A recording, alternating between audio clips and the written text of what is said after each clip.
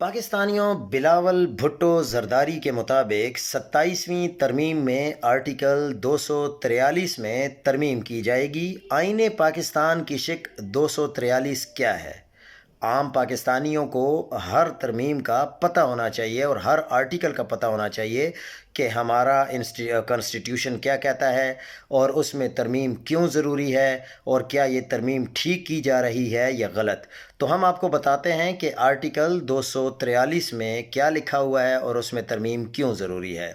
مسلح افواج کا سپریم کمانڈر یعنی صدر مملکت ہوتا ہے اور مسلح افواج کی کمان، انتظام اور تعیناتی سے متعلق تمام انتظام وفاقی حکومت کے پاس ہوتے ہیں۔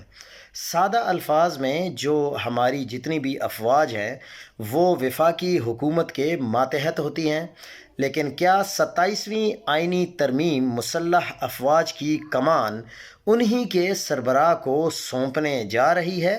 اس کا مطلب تو یہی نکل رہا ہے، کیونکہ اس میں ترمیم کی جا رہی ہے تو اس کا کیا مطلب ہوگا دیکھتے ہیں بہرحال۔ اور سپریم کمانڈر بھی فیلڈ مارشل ہوں گے کیا؟ یہ بھی ایک سوال ہے۔ پیپلز پارٹی آصف علی زرداری کے رہے سہے اختیارات لے کر صدارت کرنے پر رضامند ہوگی کیا؟ یہ بھی ایک سوال ہے۔